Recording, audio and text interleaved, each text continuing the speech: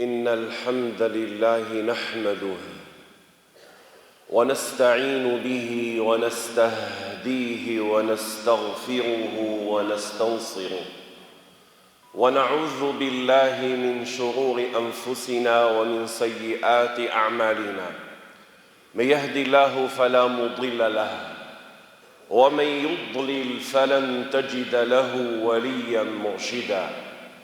وأشهد أن لا إله إلا الله وحده لا شريك له، وأشهد أن سيدنا ونبينا وحبيبنا وقائدنا محمدا رسول الله.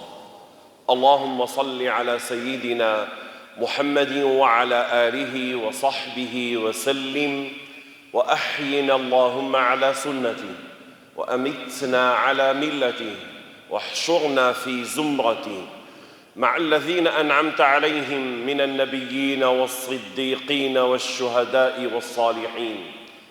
عباد الله، أوصيكم ونفسي بتقوى الله عز وجل. يا أيها الناس اتقوا ربكم، إن زلزلة الساعة شيء عظيم. ألا وإن خير الكلام كلام الله، وأحسن الهدي هدي سيدنا محمد رسول الله صلى الله عليه وسلم، وشر الأمور محدثاتها، وكل محدثة بدعة، وكل بدعة ضلالة. ونبينا صلى الله عليه وسلم قال: من كذب علي متعمدا فليتبوأ مقعده من النار. أما بعد، فيا أيها الإخوة المؤمنون أحباب رسول الله صلى الله عليه وسلم، يجب علينا أن نظل الدهر نحمد الله على نعمة النصر، وأن نحمد الله على نعمة الفتح. الحمد لله وحده صدق وعده وأعز جنده وهزم الأحزاب وحده، لا شيء قبله ولا شيء بعده. الواحد الأحد الفرد الصمد الذي لم يلد ولم يولد ولم يكن له كفوا أحد. الحمد لله الذي أشهدنا قوله: وكان حقا علينا نصر المؤمنين. الحمد لله أن أشهدنا قوله: كتب الله لأغلبن أنا ورسلي. الحمد لله الذي أشهدنا ولينصرن الله من ينصره. الحمد لله الذي أشهدنا قوله: إنا لننصر رسلنا والذين آمنوا في الحياة الدنيا ويوم يقوم الأشهاد.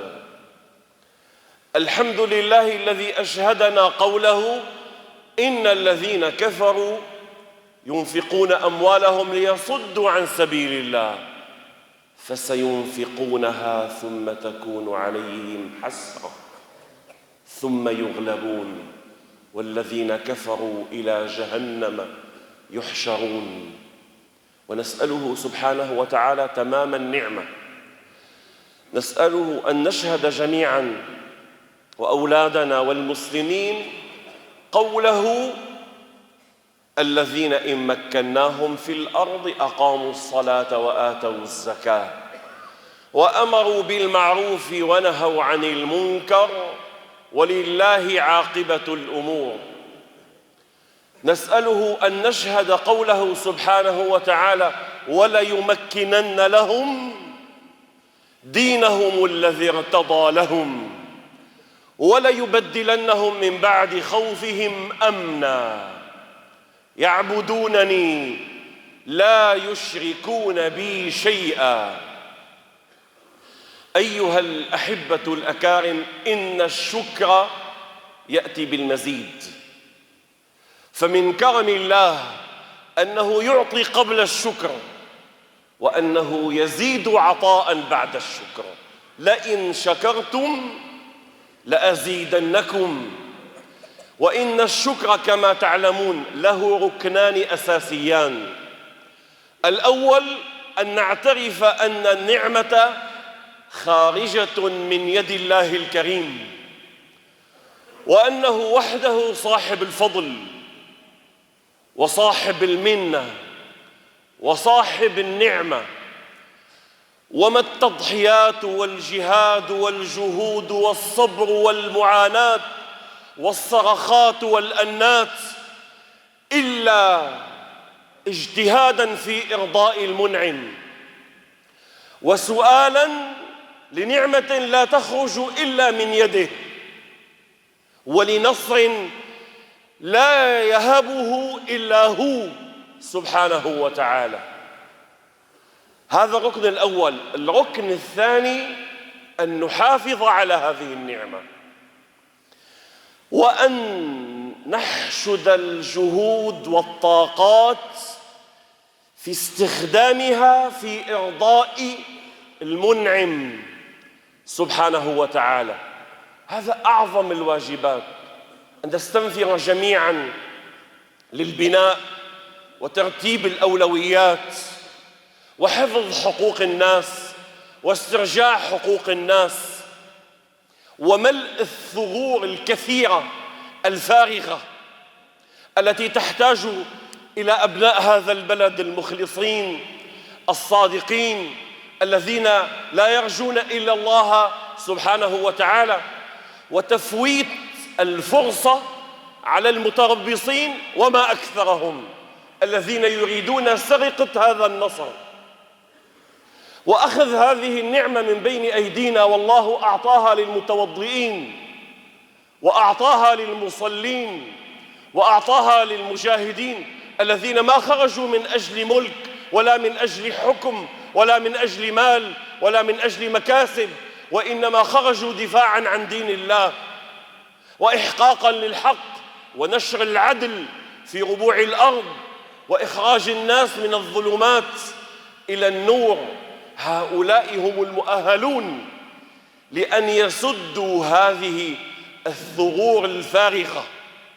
يجب علينا أن نفعل كل ما بوسعنا وأن نتفوق على أنفسنا بالاستفادة من كل لحظة ومن كل طاقة ومن كل إمكانية وهبنا الله إياها لتفويت الفرصة على هؤلاء المتربصين. أيها الأحبة الأكارم، حتى لا أطيل على حضراتكم، أنا سأتحدث عن أمرين واجبين في هذه الأيام من شأنهما أن يعينونا جميعاً على القيام بهذا الواجب الذي كنت أتحدث عن عنوانه.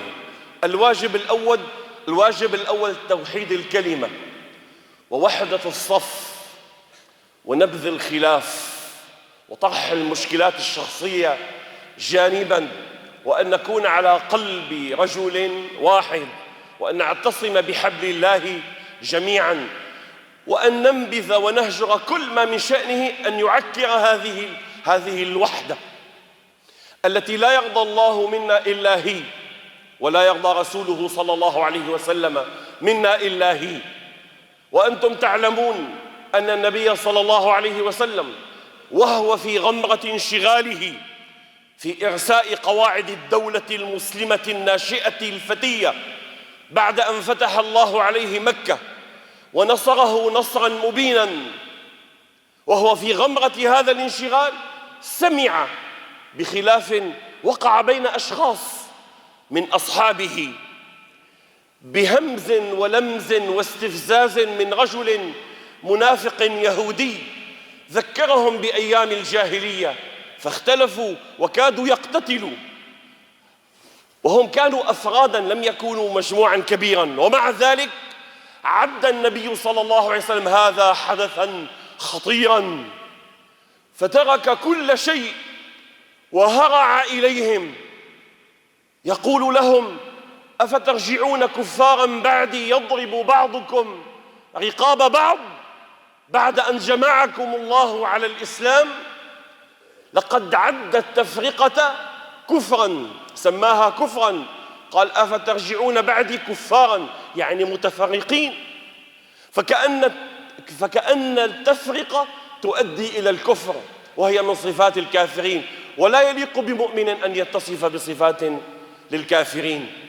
فلذلك هو صلى الله عليه وسلم كما روى عنه الصحابة الكرام قالوا قال رسول الله صلى الله عليه وسلم: إن الله يرضى لكم أن تعبدوا الله وحده ولا تشركوا به شيئا وأن تعتصموا بحبل الله جميعا. انظروا إلى هذا الربط بين كلمة التوحيد وبين وحدة الأمة، أن تعبدوا الله لا تشركوا به شيئا وأن تعتصموا بحبل الله جميعا. هو يربط بين كلمة التوحيد التي هي أصل الوجود وبين وحدة كلمة الأمة. بل إنه صلى الله عليه وسلم نهى عن التباغض فقال: لا تباغضوا ولا تدابروا ولا تحاسدوا وكونوا عباد الله إخوانا.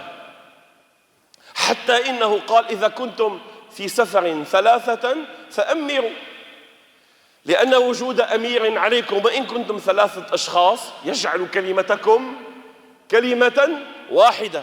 فهذا هو الواجب، أن نجتمع على قلب رجل واحد، وأن نطيع من ولاه الله أمرنا في هذه المرحلة وصولا إلى بر الأمان وقطعا أو إتماما لقطع دابر الكافرين والظالمين.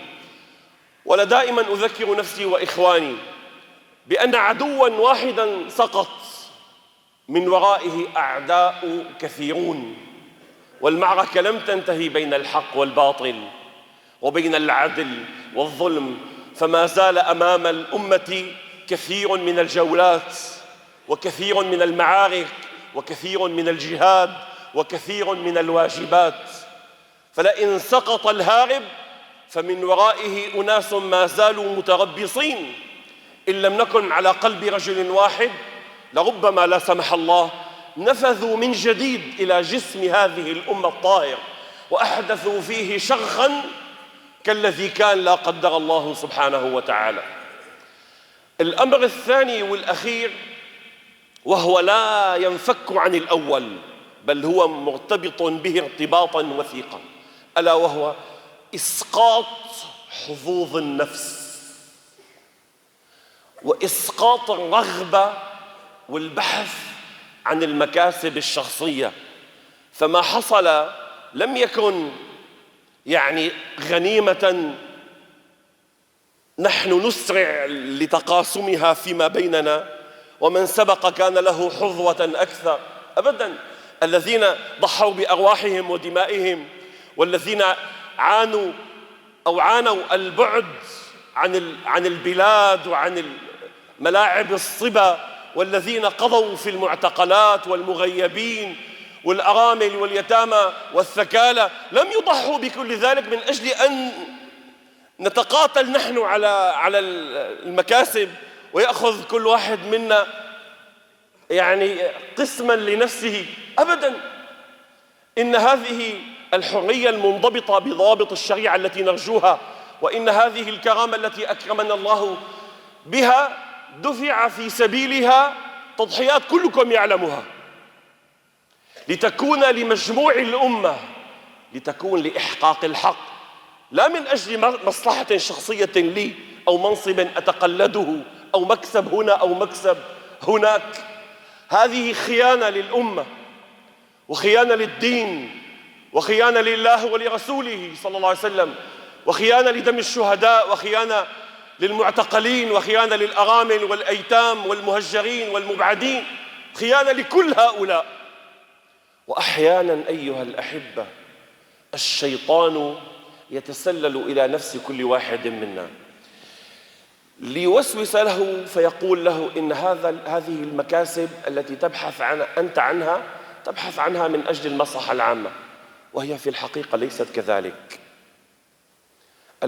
هناك فرق بين أن يضع الإنسان إمكاناته وجهوده وما أعطاه الله عز وجل في خدمة الدين وخدمة الناس دون بحث عن تريث أو تصدر، فرق بين هذا وبين أن يبحث الإنسان عن المكان وعن المنصب وعن الوظيفة وعن المكاسب المادية وما شابه ذلك. الشيطان يتسلل إلى الإنسان من هذا الباب، فعلينا أن نكون حذرين أيها الأحبة. وأنا سأرجع بحضراتكم إلى الصدر الأول من حياة هذه الأمة. وأنتم تعلمون أن قائدنا الأول والأخير هو محمد صلى الله عليه وسلم، وأن مرجعيتنا هي الوحي الكريم وفق نموذج النبوة ونموذج الخلفاء الراشدين، ووفق فهم الأئمة المتفق عليهم بين المسلمين. الأمة لا تقوم إلا على قائد ومرجعية وأتباع مخلصين. هذا الصدر الأول من هذه الأمة كيف كانوا يتعاملون بعد الفتح وبعد ما أعطاهم الله عز وجل ما أعطاهم الله؟ فتح على نبيه صلى الله عليه وسلم وعلى الصحابة من بعده الدنيا بأسرها. ما وصل إلينا هو جزء من شيء كبير وصل إليهم. كيف تعاملوا مع هذا الأمر؟ هل كان أبو بكر وعمر يتسارعان إلى تقلد منصب؟ هل كان عثمان وعلي يتسابقان إلى مكسب مادي هنا ومطمع هناك؟ لما كان الصديق خليفة للمسلمين أمر خالد بن الوليد ليكون أميراً على جيوش المسلمين وليكون قائداً لجيوش الفتح التي ستفتح الشام. وكانت سياسة أبي بكر الصديق رضي الله عنه أنه إذا ولى قائداً أو أميراً على شيء لم يدقق عليه في التفاصيل والجزئيات، بل يفسح له المجال هو أن يجتهد في التفاصيل ما دام يعمل ضمن النظام العام للدولة المسلمة، وما دام يحق الحق ويعدل بين الأفراد جميعاً. ولم تعجب هذه السياسة عمر بن الخطاب، خصوصاً لما رأى من بعض تصرفات خالد بن الوليد الجزئية ما لا يعجبه، بغض النظر عن صوابيتها وعدم صوابيتها، هذا لا شأن لنا به، وإنما نحن ينبغي أن ندقق على الروح التي كانت سائدة بينهم. فقال له ابعث، عمر قال للصديق ابعث إلى خالد ألا يعطي بعيراً أو شاة إلا بأمرك. فاستجاب أبو بكر لرأي عمر وكتب إلى خالد بهذا الأمر. خالد بن الوليد رد للخليفة قال هذا عملي وشأني، فإن رضيت رضيت وإلا فشأنك، يعني اعزلني. فلم يرضى الصديق أن يعزل خالد وترك له التصرف في الشؤون الصغيرة والتفاصيل والجزئيات. لكن لما توفي الصديق وتسلم الخلافة عمر أرسل إلى خالد بمثل ما أرسل الصديق، وكان رد خالد هو ذات الرد الذي رده على الصديق، فما كان من عمر إلا أن عزله، وأرسل كتاب عزله إلى أبي عبيدة بن الجراح الذي كان جندياً تحت إمرة خالد في فتح الشام وفتح قنسرين. وصل الكتاب إلى أبي عبيدة بن الجراح ففوجئ بما جاء في الكتاب: أيعزل خالد وأنا أكون أميراً عليه بعد أن كنت جندياً تحت إمرته؟ ولكنه أمر الخليفة. فسلم الكتاب إلى خالد، فإذا بخالد رضي الله تعالى عنه ينصاع صياعاً تاماً لأمر الخليفة رضي الله تبارك وتعالى عنه، ويستقبله برحابة صدر ودون أي اعتراض، وظل يقاتل جندياً تحت راية أبي عبيدة حتى فتح الله عليهم قنسرين. ثم كتب أبو عبيدة إلى عمر رضي الله عنه يصف له الفتح ويصف له بلاء خالد وقوة قتاله. ثم قال عمر قولته المشهورة لما سمع رسالة أبي عبيدة: لقد أمر خالد نفسه، يعني أنا عزلته عن الإمارة ولكنه هو جعل نفسه أميراً. كيف؟ في شدة بأسه وإخلاصه لقائده الجديد، وشدة بأسه وإخلاصه للدفاع عن دين الله سبحانه وتعالى. ثم قال عمر: رحم الله أبا بكر، لقد كان أعلم بالرجال مني. مع أن سياسة عمر هذه طبقها على كل الدولة، وكانت سياسة ناجحة نجاحا مبهرا، ومع ذلك قال: رحم الله أبا بكر، لقد كان أعلم بالرجال مني. ثم ظل خالد يعمل جنديا تحت إمرة أبي عبيدة 4 سنوات، وأبو عبيدة يقدر مكانته ويحتفي به ويستشيره، حتى إنه قال له لما سلمه كتاب العزل، قال له: وما سلطان الدنيا أريد. اسمعوا أيها الشباب هذه الكلمات واجعلوها نبراسا لا يغادركم. قال له: وما سلطان الدنيا أريد، وما للدنيا أعمل، وإنما ترى، يعني من أني الآن أصبحت أميراً، وإنما ترى سيصير إلى زوال وانقطاع، وإنما نحن أخوان وقوام بأمر الله، وما يضر الرجل أن يلي أمره أخوه. وماذا في المسألة؟ أنت أخي، أنت أمير علي، أنا أأتمر بأمرك، ماذا يضرني ذلك؟ هكذا كان أبو عبيدة، هكذا كان الصحابة. وما يضير الرجل أن يلي عليه أخوه في دينه ودنياه، بل يعلم الوالي يعني الأمير أنه يكاد يكون أدناهما إلى الفتنة وأوقعهما في الخطيئة لما تعرض إليه من الهلكة، إلا من عصم الله وقليل ما هم. وعندما طلب أبو عبيدة مرة من خالد أن ينفذ مهمة قتالية، قال خالد له: أنا لها إن شاء الله، وما كنت أنتظر إلا أن تأمرني. يعني أنا كنت أفكر في هذه المسألة، في هذه المهمة، ولكن ما كان لي أن أفعل دون أن تأمرني. قال: وما كنت أنتظر إلا أن تأمرني. فقال له أبو عبيدة: استحييت منك يا أبا سليمان. فقال خالد: والله لو أمر علي طفل صغير لأطعت له. لو أمر علي طفل صغير، يعني لو أن الخليفة وهو صاحب الأمر جعل طفلا صغيرا أميرا علي لأطعت هذا الطفل الصغير. ما هذا الإخلاص العجيب يا أحباب! الإخلاص ليس درسا يلقيه شيخ على الناس فيقولون ما شاء الله. الإخلاص ليس تعاريف، فلان يعرف الإخلاص كذا وفلان يتحدث عن أركان الإخلاص. الإخلاص أعظم من ذلك.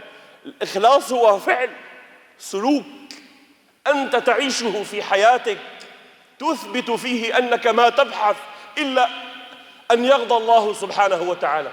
قال: لو أمر علي طفل صغير لأطعت له، فكيف أخالفك وأنت أقدم مني إيمانا وأسبق إسلاما، سماك رسول الله الأمين، فكيف ألحقك وأنال درجتك؟